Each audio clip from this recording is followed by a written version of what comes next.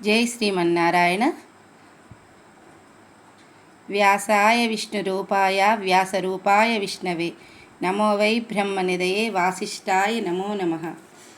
ఆ మహాపురుషుడు అలా క్రమక్రమంగా తన మనస్సును అంతర్ముఖం చేశాడు. బయట అనేక విషయాలపై తిరిగే మనస్సును ఏకాగ్రం చేసి ఒక్క విషయం మీదే అనుసంధించాడు. ఆహారం విసర్జించాడు. చివరికి నీరు త్రాగడం కూడా మానివేశాడు. ఉచ్ఛ్వాస నిశ్వాసాలు క్రమంగా బంధింపబడ్డాయి. మనస్సు వశమైంది. ప్రాణం కూడా శరీరంలోని అవయవాల్లోంచి హృదయంలోకి చేరుకుంది. ఇలా తానే సర్వము అయిన అనుభవం కలిగి విశ్వాత్మతో తాను ఐక్యభావాన్ని పొందాడు.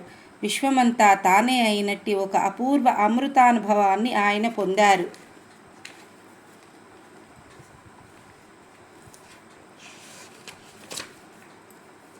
వ్యాసుని జననము. ఒకప్పుడు తపోనిధి అయిన పరాశరముని తీర్థయాత్రలు సేవిస్తూ యమునా నదీ తీరానికి విచ్చేశాడు. ఆ సమయంలో పడవ నడిపే పల్లెవాడు భోజనం చేస్తున్నాడు. మధ్యాహ్న సమయం అవడం మూలాన పరాశర మహర్షి నది ఒడ్డుకి రాగానే వీలుకాక తన కుమార్తె అయిన మత్స్యగంధిని పిలిచి పరాశర మహర్షిని యమునా నది దాటించమని ఆదేశించాడు. అప్పుడు సత్యవతి ఒక నావను తీసుకొని పరాశర మహర్షిని అందులో కూర్చోబెట్టుకొని యమునా నదిని దాటించడం ప్రారంభించింది. నావ నదీ మధ్యం సమీపించింది. అందమైన సత్యవతి కన్నులు, ఆమె సౌందర్యము, ఆమెలోని దివ్య లక్షణాలు చూసి పరాశర మహర్షి సమ్మోహితుడైనాడు. క్షణకాలం ఆమె ముఖ లక్షణాలను, సాముద్రికా లక్షణాలను గమనించి ఆశ్చర్యపడి దివ్య దృష్టితో చూశాడు. మెరుపులా ఆమె ఒక మహాపురుషునికో లేక ఒక మహాప్రవక్తకో తల్లి కాగల సంగతి గ్రహించాడు. ఆమె మీద ఆయనకి అమితమైన అనురాగం దైవ ప్రేరణగా పుట్టుకొని వచ్చింది. అప్పుడు పరాశర మహర్షి ఆమె మీద కోరిక కలిగిన వాడై పడవ నడుపుతున్న మత్స్యగంధి చెయ్యి పట్టుకున్నాడు. ఈ విధంగా తపోధనుడైన పరాశర మహర్షి తన మీది కోరికతో చెయ్యి పట్టుకోవడం చూచి నిషాదుడి కుమార్తె అయిన మత్స్యగంధి చాలా ఆశ్చర్యచకితురాలైంది.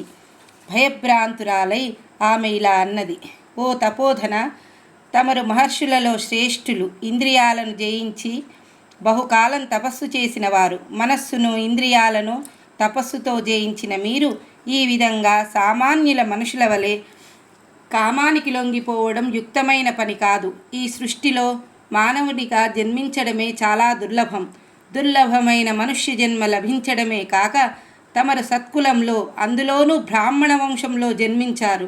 అంతేకాదు తమరు వేదాంగ పారంగతులు, సర్వధర్మాలు ఎరిగినవారు, బహు తపస్సు చేసిన మునీశ్వరులు. ఇట్టి మీరు కామవశులై కేవలం సామాన్యులలాగా ప్రవర్తించడం ఏమీ యుక్తం కాదు. క్షణికమైన ఈ శరీర సుఖం కోసం శాశ్వతమైన మీ ధర్మాన్ని, మీ తపస్సును పాడు చేసుకోవడం చాలా విచారకరం అంటూ ఎంతగానో నచ్చచెప్పి చూసింది. అంతేకాకుండా ఆమె ఇంకా ఇలా అన్నది: మహానుభావ, నేను కులంలోనూ, వృత్తిలోనూ, జన్మలోనూ కూడా తమకి అన్ని విధాలా తక్కువదాన్ని. తమరు నాలో ఏమి ఆకర్షణ చూశారో నాకు తెలియడం లేదు. ఇంతేకాదు, నాకు పుట్టుకతోనే శరీరంలోంచి ఒక దుర్గంధం, చేపల వాసన వస్తూనే ఉంటుంది. ఆ వాసన చాలా దూరం వరకు వ్యాపించి దుర్భరంగా ఉండడం మూలాన నన్ను మత్స్యగంధి అని అంటారు. ఇటువంటి మత్స్యముల వాసన వచ్చే నా శరీరంలో మీకే విధమైన సుఖం కలుగుతుందో నాకు అర్థం కావడం లేదు అని ఆశ్చర్యపోయింది. అప్పుడు తపోధనుడైన పరాశరుడు ఆమె శరీరంలోంచి వచ్చే మత్స్యగంధం పోయేటట్టుగా అప్పుడే ఆమెను ఆశీర్వదించాడు. తక్షణమే ఒక కమ్మని కస్తూరి తావి పచ్చ కర్పూరాల ఘుమఘుమ ఆ చుట్టుప్రక్కల పరిసర ప్రాంతమంతా వ్యాపించసాగింది. ఈ సుగంధం ఆమె శరీరంలోంచి వెలువడి అంతకు పూర్వం ఉన్న చేపల వాసన మటుమాయమైంది. మాయమవటమే కాకుండా ఈ సుగంధం కొన్ని మైళ్ళ దూరం దాకా, అంటే 1 యోజనం దాకా వ్యాపించింది.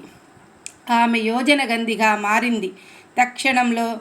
తక్షణంలో జరిగిన ఈ అద్భుతమైన దివ్య చర్యకి ఆమె చకితురాలై తన వెడల్పాటి నేత్రాలతో ఆశ్చర్యంగా ఆయన వంకే చూస్తూ నిలబడింది. అప్పుడు ఆమె శరీరంలో ఉన్న మత్స్యగంధం నివారణ అయింది కనుక పూర్వం వల్లనే ఆమె యందు సమ్మోహితుడై మళ్ళీ ఆమెను సమీపించాడు.